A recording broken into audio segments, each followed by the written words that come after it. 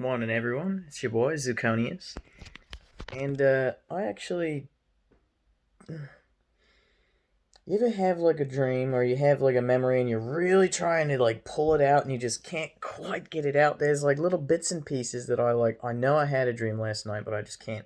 That being said, I did have an active imagination experience.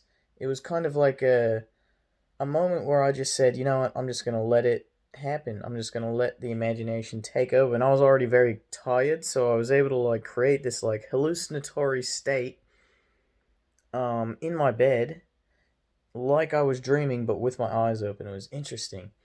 And my closet became like this like head. It was like it became like a boss battle, right? So there's this like evil head where the closet is, and all of a sudden, I see, I see on my bed just a little like coming up to her. It was a snake. It was a pitch black shadow snake, and it just comes at me, and I'm like, boom, punch it in the face. And then there's more. Then there's more of them coming. I'm just like, boom, boom, boom, boom, and I get them all. And then there's just an infinite amount of snakes just come over. I'm like, well, can't fight that, so I just let them. I just let them come over me, and then there's like this fractal design that comes forward, and immediately I realize it's got like a red light. It's got a soft red light to it, and I've read the Book of the Dead by the Tibetan monk, the Tibetan Book of the Dead, or I've listened to it. There's an audiobook online actually. Go on YouTube, look up the Tibetan Book of the Dead if you want to know what I'm talking about.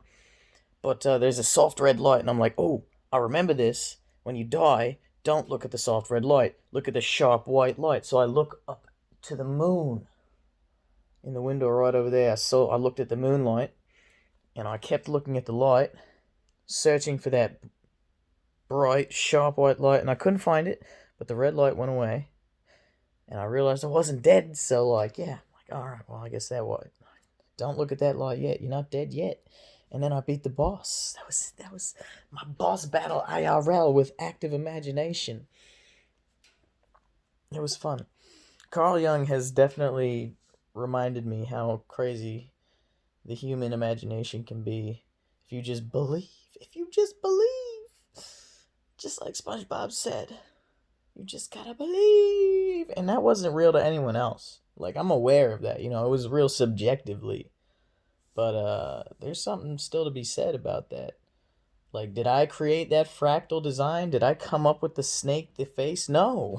I just let that come to me. Like, I didn't think of it. It just kind of came through. The snake that was on the bed, I was surprised by that. I was like, whoa, what is that? And it was like a jump scare. It went, but I like punched it out of the way real quick because I was ready. I wasn't like scared. I was like, here we go. Let's do this. Preparation. Making my own red book. All right, y'all probably don't know what I'm talking about at this point.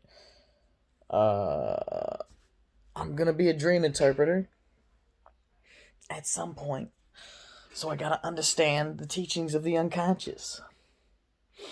Like, everything can have a different meaning. So there's one person I'm working with who has this dream where they're talking with their father, and then their father turns into all these screens, and there's like thousands of them. It gets bigger and bigger and bigger, and it's just like pixels. It gets all pixelated essentially, and they're all saying the same thing. Like, each conversation is the same thing, and that can really depend on the person's relationship with their father. Like, if they have a bad relationship with their father, it could represent like some kind of demand of their father. Like, what would you? They don't know what their father was saying, but like, you could then assume it's like their father like scolding them, and it just repeats over and over and over and over again.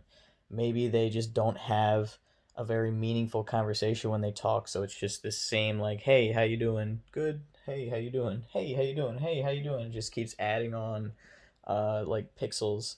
But that dream could really mean a lot of things, but it's based on something within them that they have in their unconscious, um, that they just kind of have to let come to them, because these dreams just come to you. It just It's not like you think up the dream entirely, like consciously, in your own conscious mind. You don't think of it. So you got to think about that. Like, I'm not consciously imagining these crazy dreamscapes. Like, they're just kind of coming to me. I'm getting put in them.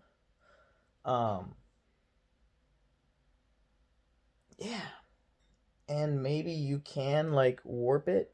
Like, I've been able to do that too, like, where you can change people's thoughts or change where you're going, change the direction of the story based on a conscious, like, hey, I'm a human, I'm awake, I'm just dreaming.